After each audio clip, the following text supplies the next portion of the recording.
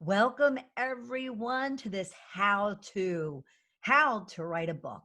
I'm Bernadette Boas, and a little bit about me in a minute, but get comfortable, get your notepad and a pen, maybe a glass of water. We are going to have a fun time talking all about how to write a book.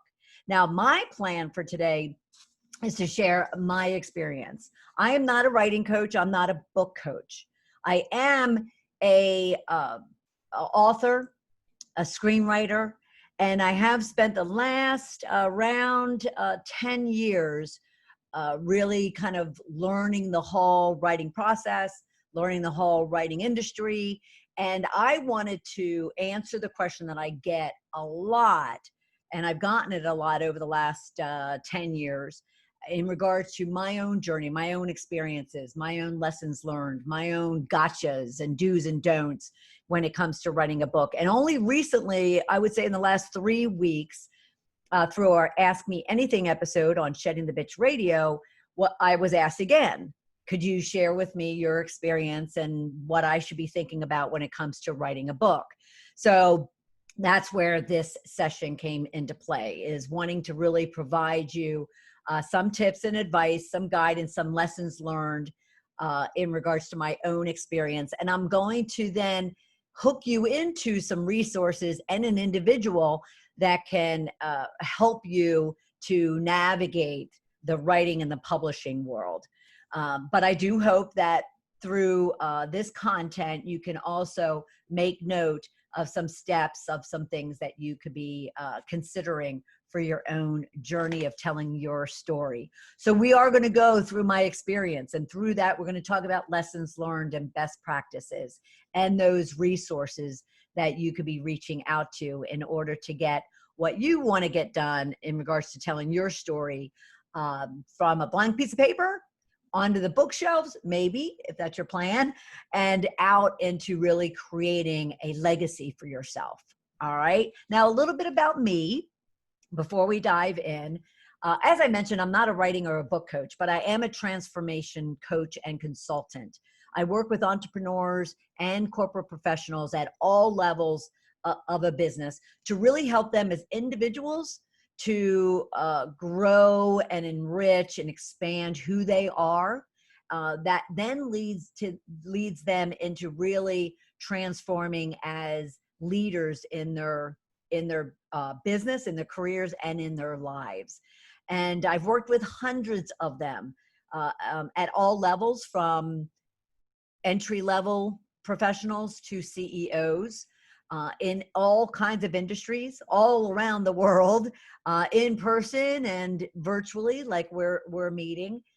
And it's all around them really shifting to a place of riches in all aspects of their life. So that's a little bit about me. I am an author. I'm a speaker. I do also a radio show, Shedding the Bitch Radio, as well as a number of kind of online TV programs like our Biz Snap showcases of small businesses. But I do anything and everything that really helps individuals to take a hard look at themselves, really kind of understand and believe in their goals, their dreams, and their ability to pursue and achieve them, and then guide them to that path as a sounding board, as a motivator, as an accountability partner, and overall a transformational coach.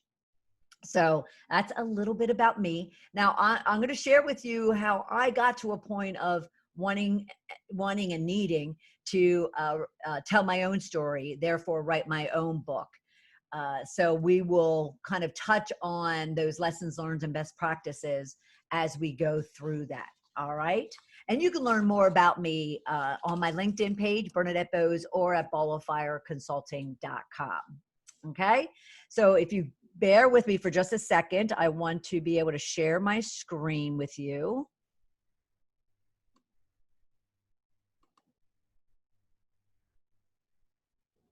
And I'm also going to be providing you a a worksheet that you're going to be able to use to start your own steps in regards to writing your book. Okay. So that'll be coming to you shortly. So we talked about the how-tos. I shared a little bit about me. All right. So let me share with you my story and how I got to the point of needing to tell it. So as I mentioned, I spent 25 years in corporate America, climbing the ranks of retail and technology since I was in college.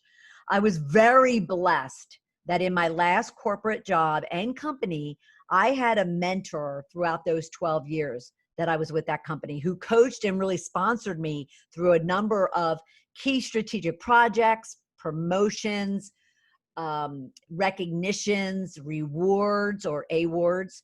And in turn, I was absolutely 100% all in, devoted to his growth and his success as well.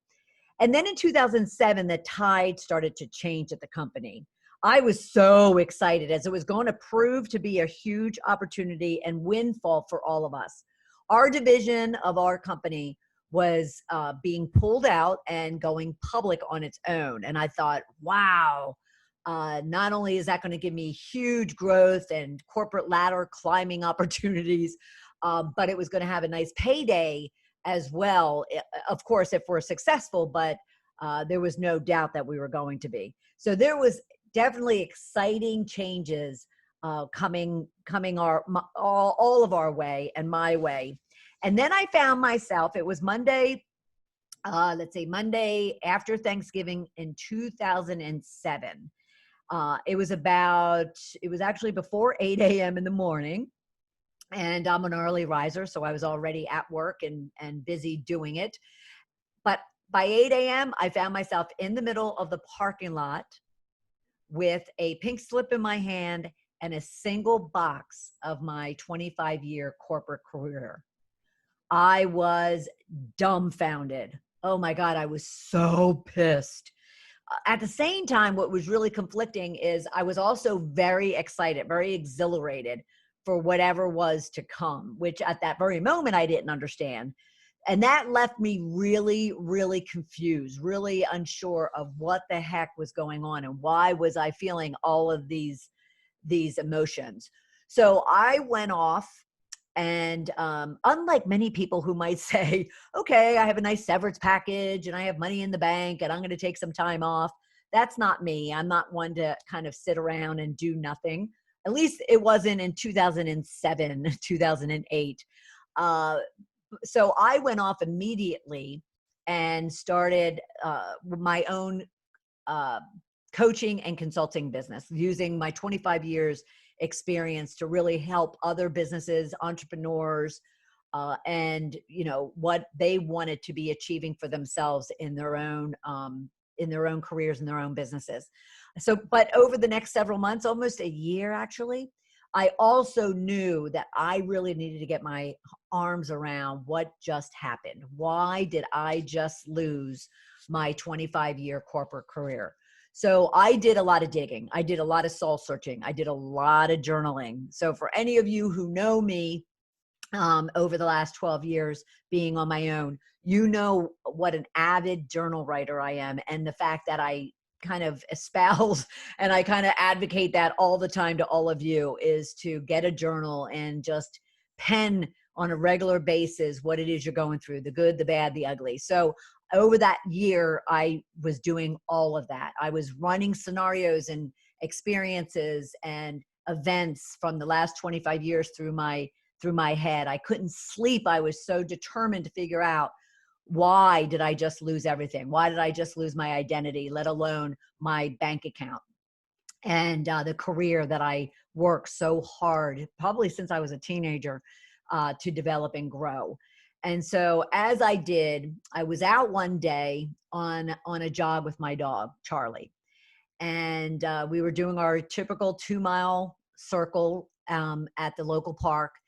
And I'm running all these visuals through my mind and just playing out all these different things that might have led up to the decision to let me go. Now, I mentioned my mentor, Did I mention that he was a great contributor to me being fired?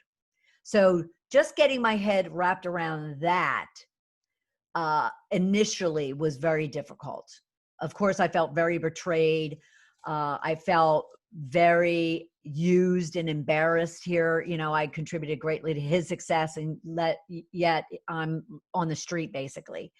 So I'm running all these scenarios in my head, and the next thing you know, I find myself physically, literally on the ground in a puddle of tears, a puddle of shame, a puddle of embarrassment, of humiliation, of of just shock and disbelief that the realization of why I was fired wasn't because I wasn't a massive producer and very successful at what I did. I was, and I knew that. I was confident, not arrogant. I was confident in that. But what it was that caused me to lose my 25-year career and my mentor and my closest ally when it comes to business was the fact that, and cover your ears if you need to, was the fact that I was the ultimate corporate bitch. I was, plain and simple. I, was that nasty bully, that nasty tyrant, that nasty individual that everyone ran away from when it came to wanting to have anything to do with them, let alone if they are your boss and you're having to deal with them on a day in, day out basis. I laid there on that park concrete ground for what felt like hours, but probably was only, minutes. And with Charlie standing over me, I just kind of let it all come out. And fortunately, there were some people who asked, how I was, but but I kind of pulled myself up and I thought, oh my God, what am I going to do about this? Well, who am I going to be now? Who do I want to be now? So fast forward about another year, it was June 2009. And I was at a conference in Vegas. And I was, it was an entrepreneurial conference that was about 7 days long, very immersed, meaning you're up at 6, you're not into bed till like midnight or 1 o'clock.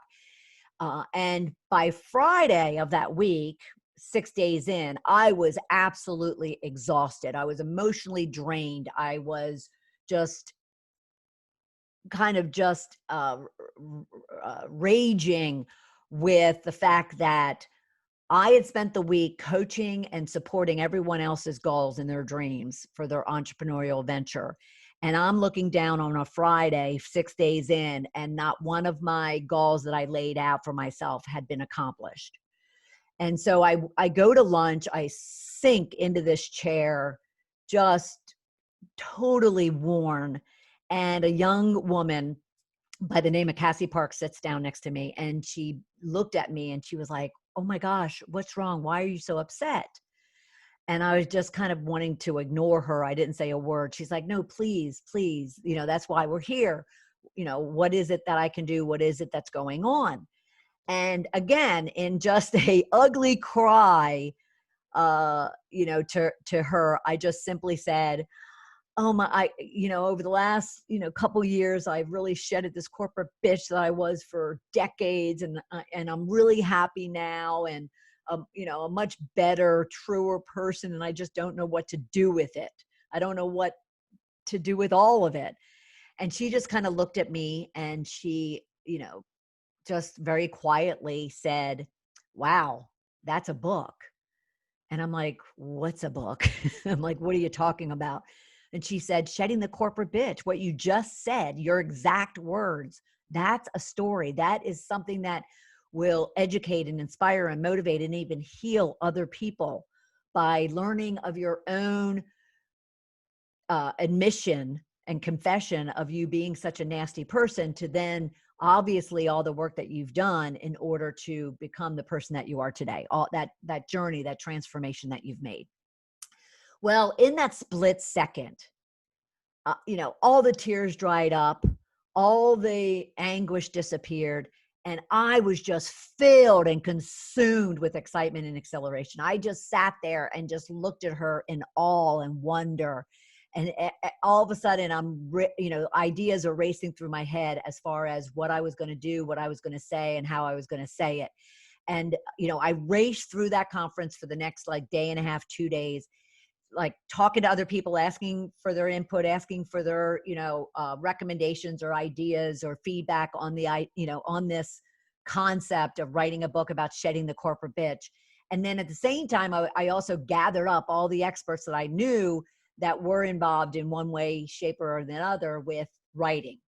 It could be from, teaching me how to write, teaching me how to kind of format the book the way I wanted it, and with my why, and then packaging it and publishing it, and you name it. I just had a mission and a new journey and new path to take, and I was going to take it. And it led me to my writing journey of shedding the corporate bitch, my first book, Shifting Your Bitches to Riches in Life and Business.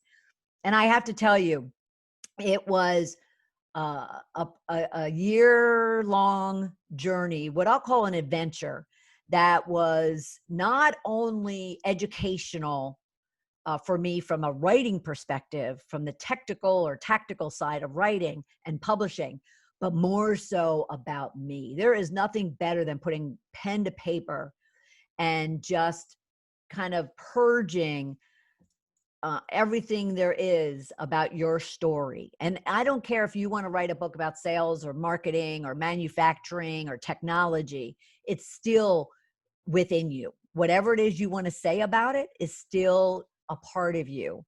And therefore, there's nothing better than taking that pen to paper and sharing that expertise, that experience, that journey, that adventure, those encounters, those events that happen to you, good, bad, or ugly. There's absolutely nothing better. So that's where I went. And that's where all of the lessons learned, the tips and advice, the best practices I want to share with you. It's all led to this. So a few structural steps that you could be taking when it comes to you not only deciding that you want to write. If you're listening to this and watching this, there's something within you saying, I want to write my story. I want to write a book. I want to publish a book. I want to, move people through whatever it is I want to share with them. And that's kind of your first step, is to understand what it is that you want to write. There's a lot of things from your lifetime and your career, your own business, your own community that you might be able to write about. But get down to and really put pen to paper to really think through, what are all those things I can write about? But what are all those things that I really, really want to write about? And what are all those things that you find would be very relevant and very timely and very critical for others to read and to take in and to learn from and to be inspired by and to be motivated? So think through all of that. Think through the what it is that you want to write. And of course, there's genres from A to Z that you could be fitting yourself in, whether it's fiction or nonfiction. So just consider, what is it that you want to write. And then as a result of that, you're going to get close to, maybe not all the way there, to the who. Who are you writing for? And this is a critical step because, and I'll share later in my lessons learned, but because your initial why you're writing this book, for me, for instance, it was, I needed to apologize. I needed to explain. I needed to provide some degree of insight around the young woman I was, to the woman I was, the woman I became, to the woman I am now. And so, and in order to accomplish that why, I then needed to think about who on the other end receiving it would learn, would grow, would be inspired, be motivated, would take something away and transform their own life. So understanding the what and understanding the who are critical, for you to figure out initially because you can certainly learn it along the way, but then it'll require a lot of rework and rewrite. So spend time. And if you need to go and find that expert to help you, spend time to ensure that you're getting down your why and your who. I'm sorry, your what and your who right from the very beginning. Now you do need to get down your why, the why of what is the reader looking for? Why should they care? Why should they read whatever it is you're going to write? Why is it important to them? Why, why should they spend the money? You need to think through all of those whys when it comes to your reader. But you also want to consider, why are you writing it? I remember being on a phone call with a publishing guru at the time. And, in a 15-minute phone call, the very first question he asked was, why? Why do you want to write this book? Why do you want to spend time, any amount of time, writing a book? What is it? What's in it for you? Is it fame? Is it influence? Is it bestseller status? Is it to make a lot of money? Is it as a business card? Maybe you want to be a speaker or a coach or a consultant or something else, and you want to use it to open up doors. Is it to simply educate and share and inspire other people? So you really also need to spend in this initial, what I'll call your planning stage, you really want to spend time thinking about not only the reader's why, but your why. And you need to hold on to that why. And I talk about finding your why spot a little bit later, but you need to hold on to that why because it'll motivate you going forward. Then you want to look at pretty much what I'll call the structural side of it. What goals and timelines are you putting to this? Remember, there are no such thing as goals if there are no actions and timelines attached to them. They're only dreams and wishes. So if you want to do this, then you need to establish your goals, use the SMART goal method, and establish those goals, and then establish your timelines around it. Now, your goals when it comes to specifically the writing would be, based on the type of book you want to write, the genre. It might tell you how many pages it should be, and then based on how many pages, you can determine how many words that makes up. So that would then lead you to, all right, are you going to set goals around number of words per day you're going to write, number of pages per day, maybe number of pages per week, maybe it is number of days of the week that you're going to write, number of hours in the day you're going to write. All of those things that are around the writing process, you want to establish goals around. And you can back into it from that timeline that you have established. Now, before you establish a timeline, you might want to think through what form of publishing are you going to take? So we'll bounce over there for a minute. And that is, publishing can take many forms. You could go after one of the big publishing houses, the traditional publishers. You could go after a self-publishing model. You can go after small imprints or hybrids. And all of those are going to dictate your timelines, your end dates, your writing. So for instance, if you set a goal that you want to write and publish your book by January of 2021, and then you say, I want to traditional publish it. I want to go to one of those big houses and publish it. Well, your timeline's not realistic because they have their own timeline, and it's typically longer than that, as to what their process is for not only you writing it, but then them getting a hold of it and editing it and providing you feedback on it and doing the cover and packaging it and marketing it, so forth and so on. So you really want to, at the same time you're setting your goals and your timelines, really do that research on the publishing options that are out there for you. Okay. And again, I'm not a writing and a book coach. So I'm not going to get into details and, make any type of guesses at what those things are. But you certainly want to reach out to an expert. And I'm going to share information in regards to one that you can reach out to a little bit later. But you definitely want to get an understanding of all of that. At the same time, when it comes to publishing, you want to really ask a lot of questions or do a lot of research if you're going to do it online. And you want to ensure that you understand not only what their timelines are and what their processes are, but what are the benefits of going with that one particular publisher or another, or publishing type or another. Traditional publishers and hybrids and small prints all have different benefits to them. They offer, various services. Some offer marketing, others do not. Some offer promotions and book signings, and some do not. Some have costs associated with them, some do not. And that some do not is very, very, very flaky, because everything has a cost to it. Everything has a cost to it. So even if you're not turning money over to someone, there's still an obligation or an expectation there. So for instance, traditional publishers have an expectation that you're going to be able to sell a certain number of books. And yes, if you sell that number of books, there's no cost to you. There's hybrids that ask you for a commitment on a certain number of books that you'll purchase over a lifetime. And therefore, there's a cost there, maybe not initially, but over time there is. All right. The other thing you want to really talk about when it comes to looking at the publishing options is who owns the IP in regards to that.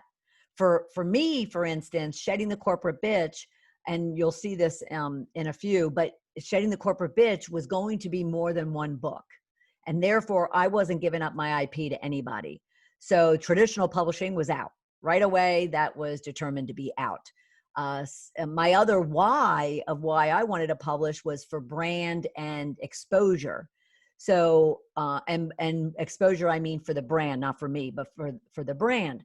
So I wanted to be on bookshelves. I wasn't expecting to be a bestseller. I wasn't expecting to make a lot of money from being on a bookshelf. What I wanted was purely brand exposure. So self-publishing was out at the time. This was in 2011. So at the time, self-publishing would be out. So you really need to understand all the aspects of all the different publishing options that are out there today in order for you then to make a decision as to how you want to publish based on your why. All right? Based on your why. And then based on that publishing option will then help you with your timeline that you can then include with your other goals that you've set for yourself. All right? And then lastly, another big one would be to ensure that from the very beginning, you may not be taking on team members to help you with your writing. You may, start on your own, just getting it out of your head and onto a piece of paper. But at some point in time, you're going to need to start involving other people. It could be as simple as an editor. It could be as simple as someone to do your book cover. It could be as involved as, okay, I do need a ghostwriter to help me with this. I do want a writing coach or a book coach to help me with the industry. I do want a transformation coach to help me with the ebbs and the flows and the highs and the lows that I'm going to go through as a writer. All those emotional things that we deal with as we're telling our story. So there's a number of people that you might be bringing on, let alone when you get to, okay, I need someone for the book cover. I need someone to package this. I need someone to market it. I need someone to do social media. I needed someone to help me with a video, and then of course you have your publisher. And ultimately as well, I mentioned having a coach there is, and you'll learn more about that in just a second, but is just a critical element of all of this. Okay. So let me give you a couple of extra lessons learned from my own journey when it comes to those phases of the writing process. So the why spot, I mentioned to you that, you want to understand it. Is it for fame? Is it for bestseller status? Is it for influence? Is it that you just want to teach? Maybe you want to profit from it. Maybe you just want to use it as a business card, or like me, you want to use it as a way to get your brand out there, as exposure, as expansion of your brand. And that is key. That was key for me as my why, because that led into also in the planning stage, what do I need to gather? What do I need to compile to be part of this book? And what I mean by that is books are beyond your story. So a book such as what I was writing. Shedding the Corporate Bitch was a memoir, explanation, apology. It was my story.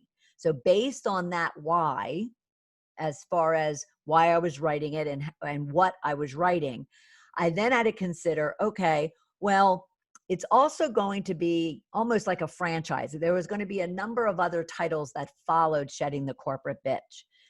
You could take out, corporate and replace it with divorce, with cancer, with being single, being gay, you name it. We all have junk that we deal with and transformations we make in our life. And that became part of my why. Well, that led me to think, okay, so what kind of testimonials and reviews will I be looking for? And the testimonials I want to put in the book, I want to put on the back of the book, I want to use in my marketing, in my social media. I also want to find the appropriate person based on all that why to do an introduction to my book. So you definitely, in that planning process, there's a lot to be thinking about and considering. Don't get overwhelmed. Just make sure you have all of those elements laid out as far as what should your writing plan look like in order for you then to know what it is that you need to work on as you go through your writing journey. And again, a coach would help you tremendously in regards to all of that. Now, I did want to mention, so a lesson learned that I had from the testimonials, and being that I wanted to and plan to establish a brand around my book, that would turn into, I have 77 titles to the Shedding the Bitch brand. If I were to do it again, I would go after someone that also had a similar type of franchise, writing franchise, book franchise. So Chicken Soup for the Soul, for instance, was a huge brand back then. It probably still is now, but it was very, very front and forward back in 2010, 2011. And I should have gone to Jack Canfield and had him write my introduction, had him read and write a review or testimonial that I could be using in all of my marketing. So you really want to be thinking through all of these things, not day one, but at some point early in your writing journey to ensure you have everything that you want in that book and beyond when you go and publish it. Now, the power of marketing. This is huge.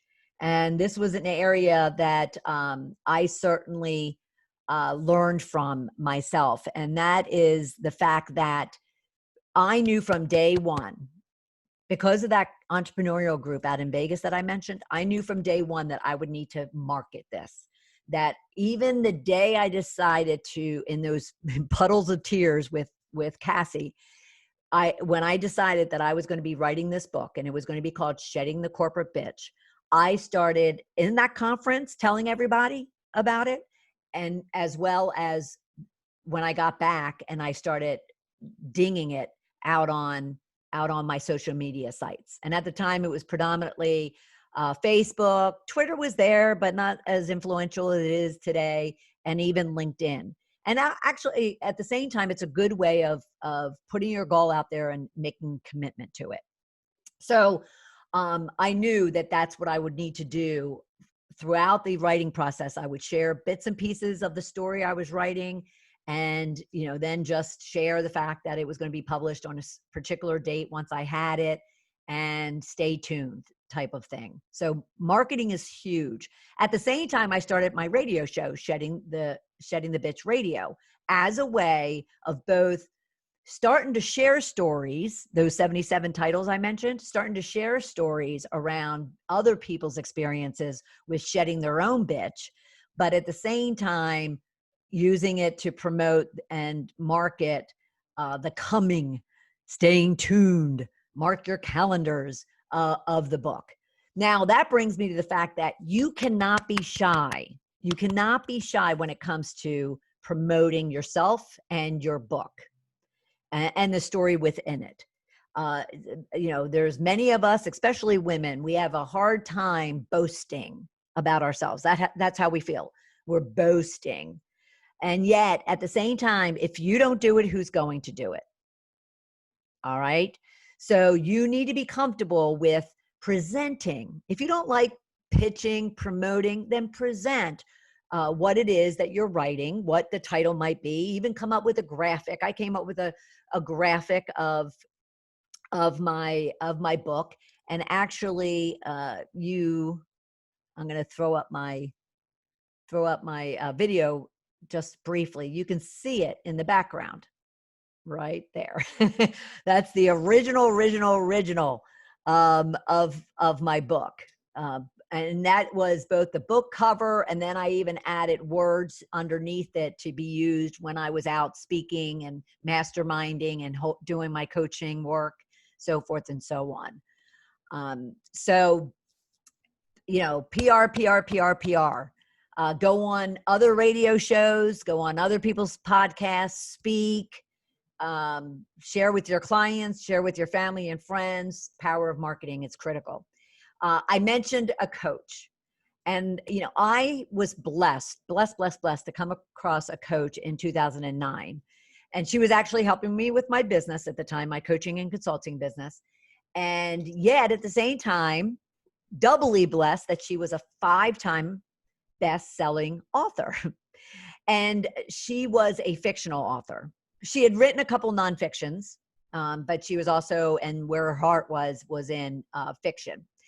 And that was a blessing. Now, it was a blessing in that she helped me with kind of the writing psyche, and why I think it's so important to get a transformation coach on your team. She, helped with my psyche of being a writer.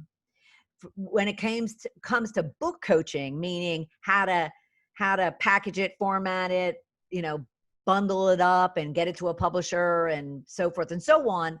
That wasn't her area of expertise. She had her own book coach. And so I went and I said, okay, let me find someone to help me with that. Well, I determined that I could do, kind of all of that and research it and get training around it. And when needed, I would reach out to someone for bits and pieces of it. But you could definitely have a writing coach. So she was just great in, kind of how to be creative as a writer, how to tell stories. She also helped in regards to being realistic about the writing process, as far as her number one tip to me. And if you can embrace it, kudos to you, because I, to this day, haven't been able to. But she is a fast writer. She writes, and she writes on a computer. She writes and she never reviews it and edits it until she's done whatever her goal was. Maybe it was a page, maybe it was number of words, whatever the case might be. I find in my journaling, I can do that. I write and scribble, and I never go back and read it. I never go back and edit it. I actually don't even look at it, and I put it in my journal and stick it up on a bookshelf. And maybe 10, 20 years later, I actually read what I wrote. When it comes to what I'll call formal writing, and I'm doing it on a computer, I just have never been able to adopt that philosophy.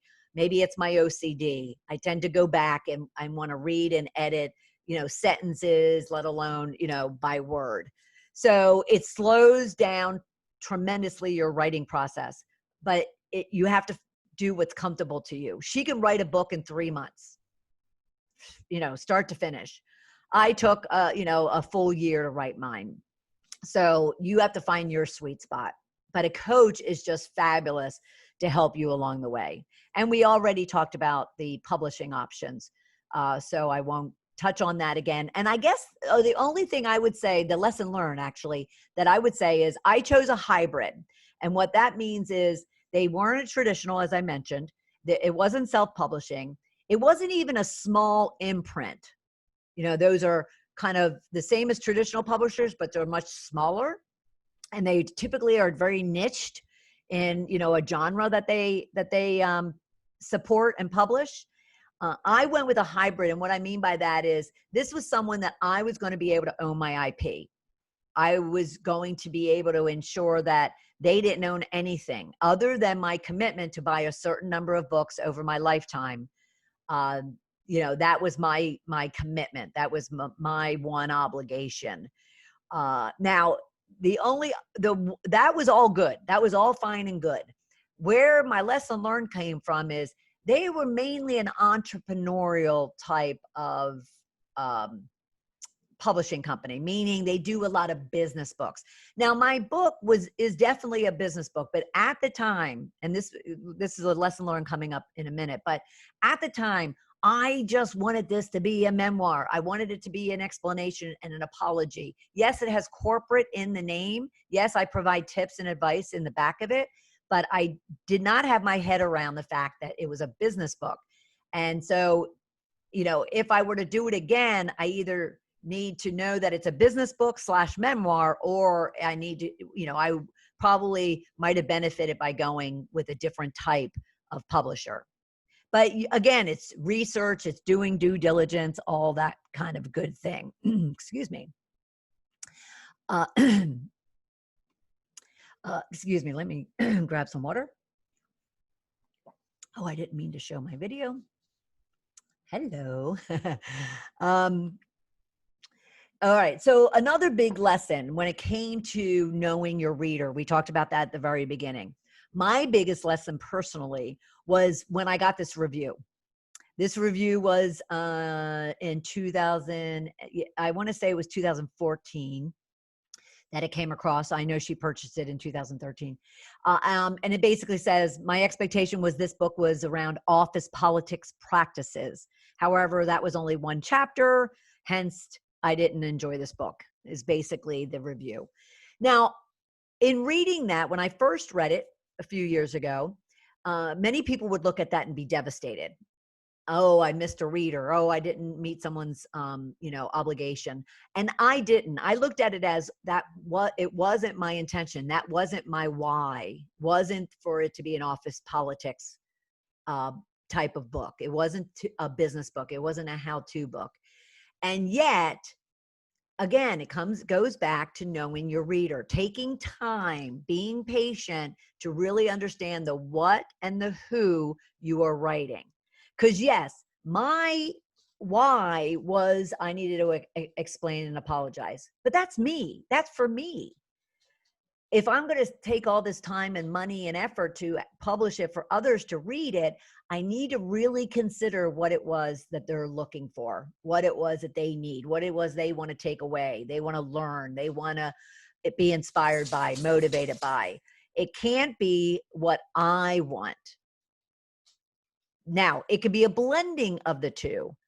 And so there could be a number of ways to do that. And again, an expert is going to help you to really drill into all of that and define that if you're not sure and clear as to how you should do it. Now, I didn't spend much time boo-hooing around it, not only because I knew my why, but I didn't throw that review away and say, oh, well, whatever, I'm moving on. I put it aside. I put it in my file, and because I knew that was going to lead me somewhere. I knew that was going to be kind of my next journey. And it did. It led me to writing a guide of sorts, an ebook around ditching the bitch, or at least killing her with kindness. And it's a do-it-yourself. It goes through scenarios of office politics and practices.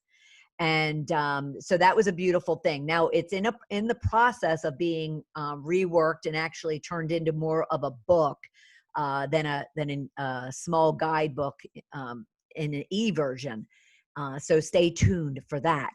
But another blessing in disguise that came from all of that is the lesson that I probably also learned is I probably published this book about 2 years too soon. And what I mean by that is I published it, I wrote it in 2010. I left corporate in 2000, roughly, let's say January of 2008. So 2 years in, I was writing this book.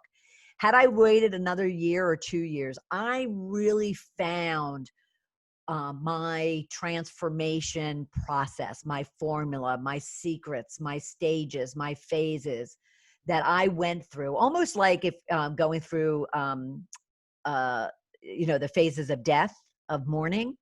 I went through phases of this shedding, this transformation process. And ever since, I've been coaching and training and speaking on it. And I call it my shift to riches formula, 5 steps to the riches in your career, business, and life. So basically, that's now led me to a third book and a third opportunity to provide readers what it is that they're looking for, as well as to help inspire, educate, motivate individuals to transform themselves. So don't kind of beat yourself up, whether you get good reviews or bad reviews. Don't beat yourself up by maybe not delivering, what it is that some readers want from you. Stick with your why and leverage that expertise that's out there to help you with that. And then you'll probably find the silver lining. And I found a lot of it as a result of just being true to you and what it is that you're trying to accomplish for yourself. All right. Now, the next lesson that I learned, and I learned it hard, everybody, is if you fail to plan, but also to budget, then you will fail. You're planning to fail if you don't plan and budget. I'll never forget the fact that the day I was published, and the day I was going to be having a launch party for the book and I bought, hundreds of copies of the book and had them all boxed up and sitting in my house and getting ready to go to our launch party. I went from black in my bank account to red. So here, from roughly late 2009, 2010, I start writing it, I start marketing it, I start promoting it, I start, building my team, I start investing in money for these resources that are going to help me get all the way to the end point. I get to the published date, the launch date, which I will say is actually another new beginning of what you need to plan for. And I did not have the monies to invest in what would need to take place the next month to the next year to really get the exposure that I was looking for, the expansion of this brand that I was looking for. And I went back to look at where did I go astray? What was I missing? And it was the fact that I had my plan. My plan was there and it was detailed and it was measurable and it was actionable and it had timelines and milestones and I was tracking to it. But my budget wasn't as detailed and as realistic as I needed it to be. And so I found myself the day I really needed to start kicking in the marketing efforts, unable to do so. So if you don't have a plan in place, that writing plan we talked about from the very beginning with all the elements that you need in your writing plan, your what, your who, your why, your goals, your timelines, your publishing options, your team, your budget. If you don't have all of that from the get-go, something's going to cause you to go off course. And that could be very detrimental to you. All right. And, I won't call it detrimental to me, but it's certainly impacted, my goals and my timelines for the brand exposure and expansion that I was looking for. So you want to be sure that you have both a plan and a budget in place. And again, if you don't have all the details of what goes into either one of those, I'm going to hook you up before the end of this session. And again, I'm not a writing coach or a book coach, so I'm not selling anything, but I will hook you into someone that can help you. All right. Now, the next lesson learned, and it goes along with that launch that I was talking about. The next lesson I would say is through any type of creative journey, forget the highs and lows emotionally, but you need to know, just like any big project, whether it's in your own business or at work or even at home, there's going to be things that are going to go wrong, that are going to blow up in your face, that are going to be missed. Excuse me. excuse me, and you need to be able to go with the flow, especially when the unexpected happens. Excuse me. So let me paint you a picture. It's the day of the launch. Going in the black, or I'm sorry, going in the red was one thing. But here on the day of my launch, I had reserved a nightclub in Midtown Atlanta. I reserved a nightclub, had catering, was going to have an open bar to a degree, was going to have had all these decorations and all these treats and giveaways and prizes. Just bottom line, a lot of investment in this launch. I had 300 people coming. I had media coming. I had media of not only TV and news, like entertainment and news TV, but I had magazines, newspapers. I had them all lined up to be there for this launch party. And it was about a 6 o'clock start, I want to say. And at about a little bit before 5, Atlanta, especially in Midtown area, we get storms, just like anybody else. We rarely get hurricanes or a monsoon coming through downtown. And yet, wouldn't you know, on the very day, the very evening, an hour before, people need to get on the road and get to my launch party, we had a monsoon come through that I had never seen before. And trust me, I spent 12 years in Florida. So we have this monsoon that I was even lucky to get to the club and to get in without just being a total, wet rag. And fortunately, we had been there earlier that morning, setting up and getting everything in there. So fortunately, nothing else got ruined and wet and destroyed.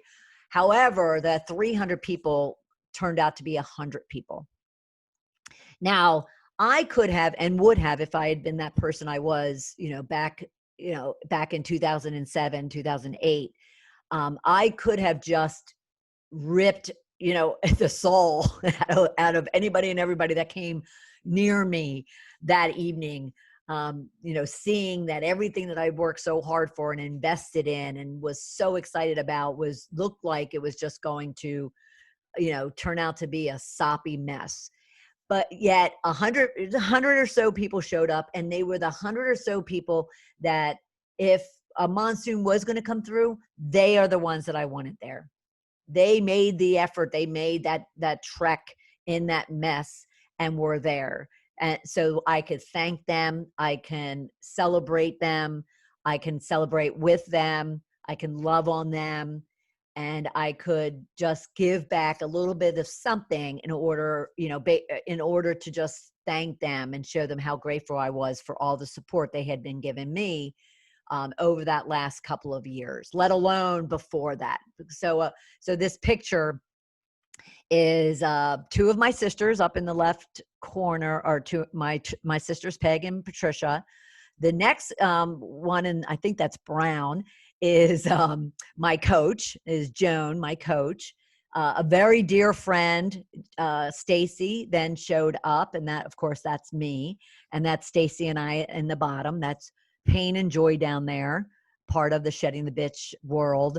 But they were there, and 90 some odd other friends, family, and loved ones, and colleagues and peers and media were all there. And it was just a spectacular night, even to the point where I wasn't going to worry about the fact that the next day I was going to have to deal with that empty bank account and figure out and get creative around how I was going to continue to position this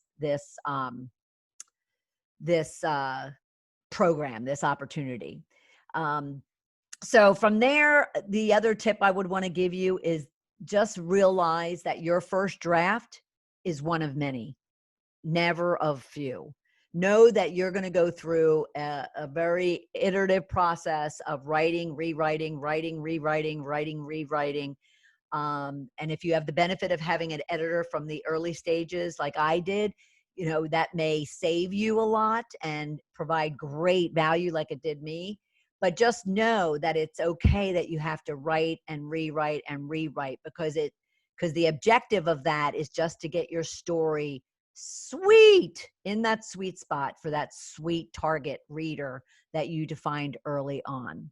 Okay. Now, again, going back to that believing in your why, this was another review that I'd gotten just recently, actually, last October. And again, this could definitely take someone to its knees when you sweat over, telling your story, writing your story, revealing your story, exposing, confessing, apologizing, and explaining your story. And you still get someone, you get those haters that come out, from the woodworks in regards to it. So when I read this, again, I didn't throw it away. I didn't get upset. I didn't, beat up on myself.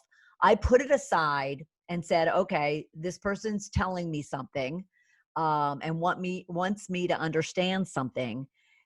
In order, to then fulfill it maybe sometime in the future with another opportunity, with another silver lining that comes my way. But it goes back to really believing in your why. And again, my why was I wanted to write an apology, an explanation in the format of a memoir that did have some tips and advice, but it was only a small part of the 250 pages of the book.